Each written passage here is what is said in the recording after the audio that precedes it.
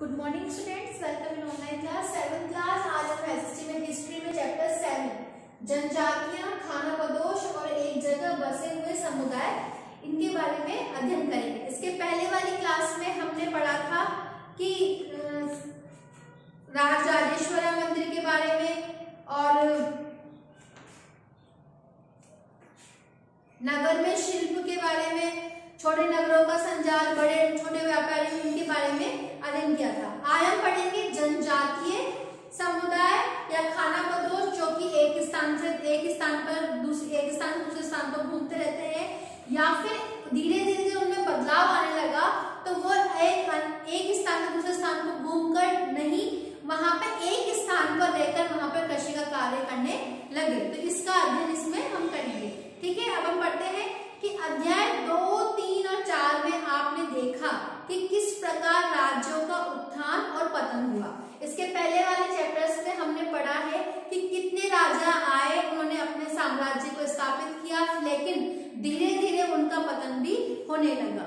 तो इस उठापटक के बीच ही कलाओं, दस्तकारियों, उत्पादक गतिविधियों की नई किस्में शहरों और गांवों में फल फूल रही थी।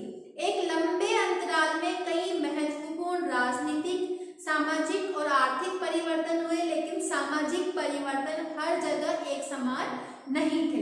कि बहुत से बदलाव, कहीं पे शिल्प बहुत अच्छा, शिल्प कला बहुत अच्छी थी, कहीं पे कम थी। तो वो सभी चीजें वहां पे जो बदलाव हुए कि उन सामाजिक बदलाव ज्यादा देखने, क्योंकि कहीं पे जातियों के अनुसार भेदभाव था, कहीं पर उनको कहीं पे एक जाति को बहुत ऊंचा समझा जाता था, कहीं पे एक को बहुत नीचे समझा जाता था। तो वहां पे सामाजिक परिवर्तन हर जगह पर अलग अलग सा था, क्योंकि अलग अलग किस्म के समाज अलग अलग तरीकों से विकसित हुए थे। ऐसा कैसे, क्यों हुआ, ये सब जानना समझना बहुत महत्वपूर्ण है। इस उपमहाद्वीप के बड़े हिस्से में समाज वर्ण के नियमानुसार पहले से ही विभाजित था। ब्राह्मणों द्वारा सुझाए गए ये नियम बड़े बड़े राज्यों के राजाओं के द्वारा स्वीकार किए गए थे। इसमें ऊंच और नीच, अमीर और गरीब के बीच का फासला भी धीरे धीरे बढ़ने लग गया था। कि दिल्ली के सुल्तानों और मुगलों के काल में श्रेणीबद्ध समाज ज्यादा जटिल हो गया, क्योंकि जैसे जैसे मुगल और सुल्तान जो थे दिल्ली के, उनके शासनकाल में ये अंतर और पहले था ही, लेकिन ये अंतर और ज्यादा बढ़ गया। ठीक है, अब हम पढ़ते हैं बड़े शहरों से परे जनजातीय समाज। अलबत्ता दूसरी तरह के समाज भी उस समय मौजूद थे, जैसे कि जो जंगलों में निवास करने वाली जातियां होती है, जनजातियां होती है, वो उपमहाद्वीपों के कई समाज ब्राह्मणों के द्वारा सुझाए गए सामाजिक नियमों और कर्म कांडों को नहीं मानते थे। कि वो जो जनजातीय समाज जो था, वो ब्राह्मणों के द्वारा जो नीति नियम बनाए गए थे, कर्मकांड बनाए गए थे, उनमें विश्वास वो नहीं रखते थे। अक्सर ऐसे समाजों को जनजातीय समाज या जनजातीय कहा जाता था। प्रत्येक जनजाति के सदस्य नातेदारी के बंधन में जुड़े होते थे। जैसे कि समाज में एक व्यक्ति दूसरे व्यक्ति से जुड़ा होता है ना, उसी तरीके से उस समाज के लोग भी एक दूसरे से जुड़े हुए थे। कई जनजाति खेती से अपना जीविकोपार्जन करती थी, कि बहुत सारी जातियां जो सिर्फ खेती के ऊपर निर्भर करती थी, उनके पास में अन्य और तकनीकें कृषि करके अपना जीवन यापन करती थी। अब कुछ जातियां, जनजातियां जो थे वो शिकार करके, संग्रह करके या पशुपालक थे।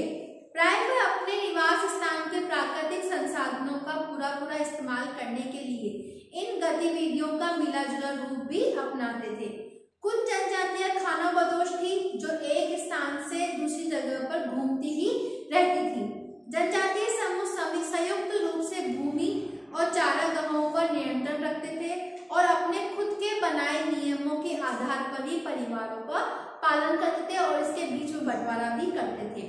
इस उपमहाद्वीप के विभिन्न हिस्सों में कई बड़ी जनजातियां फली और फूली सामान्य थे। जंगलों में निवास करती थी, पहाड़ों में निवास करती, रेगिस्तानों में, या फिर कहीं दुर्गम स्थान जहां पे जाना संभव ना हो, ऐसे स्थानों पर ये निवास करती थी।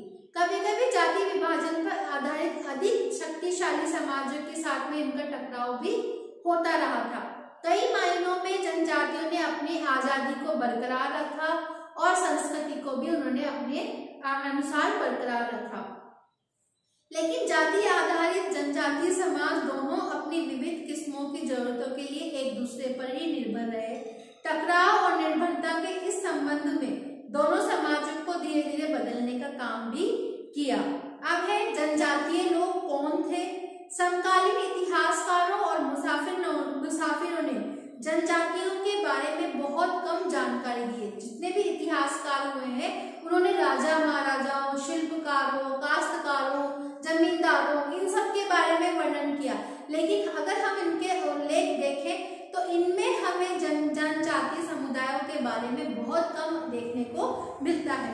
कुछ अपवादों को छोड़ दें तो जनजातीय लोग भी लिखित दस्तावेज नहीं रखते थे, क्योंकि ये पढ़े लिखे नहीं होते थे, तो ये भी अपनी, क्योंकि कोई भी राजा महाराजा अपनी ख्याति को दूसरे तक पहुंचाने के लिए उसको लिखित तौर पर या लिखित तौर पर उसको सुरक्षित रख पाता, ताकि भविष्य में आने वाले उसकी बातों को या उसकी विजयों को जान सके। लेकिन जनजातीय समुदाय के लोग क्या थे, पढ़े लिखे नहीं थे, तो वो उन बातों को लिखित तौर पर भी सुरक्षित रखना नहीं आता था।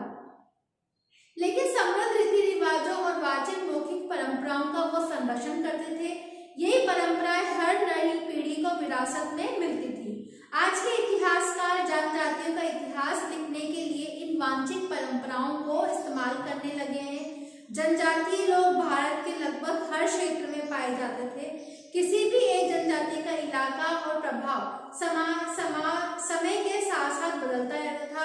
कुछ शक्तिशाली जनजातियां बड़े इलाकों पर नियंत्रण था कि जो व्यक्ति, आप सबको पता है कि जो पावरफुल होता है वो कंट्रोल करने में बहुत तीव्रता से अपने सभी बातों को कंट्रोल करवा लेता है। लेकिन जो शक्तिशाली था उन्होंने अधिक से अधिक राज्यों को अपने अंदर लिया, और जो कम शक्तिशाली था वो कुछ राज्यों तक ही सीमित रह गया। पंजाब में खोखर जनजाति 13वीं और 14वीं सदी के दौरान बहुत प्रभावशाली थी। यहाँ बाद में घक्कड़ लोग ज्यादा महत्वपूर्ण हो गए। उनके मुखिया कमाल खान घक्कड़ को बादशाह अकबर ने मनसबदार भी बनाया था। मुल्तान और सिंध में मुगलों के द्वारा अधीन कर लिए जाने से पहले लगाव और अरबुल लोगों को प्रभुत्व अत्यंत विस्तृत क्षेत्र पर था। उत्तर पश्चिम में एक और विशाल और शक्तिशाली जनजाति थी बलोच। ये लोग अलग अलग मुखियों वाले कई छोटे छोटे कुलों में बटे हुए थे। पश्चिमी हिमालय में गड्डी गरड़िया जाति की रहती थी। उप महाद्वीपों के सुदूर उत्तरी पूर्वी भाग पर भी नागा, अहोम और कई दूसरी जनजातियां पूरी तरह से विकसित और अपना प्रभुत्व फैला रही थी। मौजूदा बिहार झारखंड के कई इलाकों में 12वीं सदी तक चेर सदर सहारियों का उदय हो चुका था। बादशाह अकबर के प्रसिद्ध सेनापति राजा मान सिंह ने 1591 में चेर लोगों पर हमला किया और उन्हें परास्त कर दिया। उन्हें लूटकर अच्छा खासा माल इकट्ठा किया गया, लेकिन वो पूरी तरह से अधीन नहीं बन पाए। औरंगजेब के समय में भी मुगल सेनाओं ने चेर लोगों के कई किलों पर कब्जा किया और इस जनजाति को अपने अधीनस्थ, अपने नींद बना लिया। इस क्षेत्र में रहने वाली महत्वपूर्ण जनजातियों में मुंडा और संथाल जाति बहुत ज्यादा प्रसिद्ध थी, यद्यपि वह उड़ीसा और बंगाल में ही रहते थे। कर्नाटका और महाराष्ट्र की कई जनजातियां पहाड़ियों, कोली, बेराद दूसरी जनजाति के निवास स्थान थे। कोली लोग गुजरात के कई इलाकों में रहते थे और कुछ और दक्षिण में कोरोगा, बेतर, मारवाड़ दूसरी जनजातियों का विशाल आबादी थी।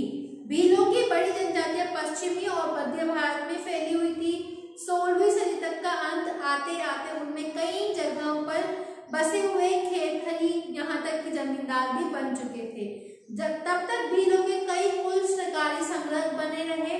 मौजूदा छत्तीसगढ़, मध्य प्रदेश, महाराष्ट्र और आंध्र प्रदेश में गोंड लोग बड़ी तादाद में फैले हुए थे। ठीक है, ये तो हमने पढ़ा जनजातीय लोग कौन थे। ठीक है, आपको समझ में आ गया। अब अगली क्लास में हम खानाबदोश और घुमंतु लोग कैसे रहते थे उनके बारे में अध्ययन करेंगे। ठीक है।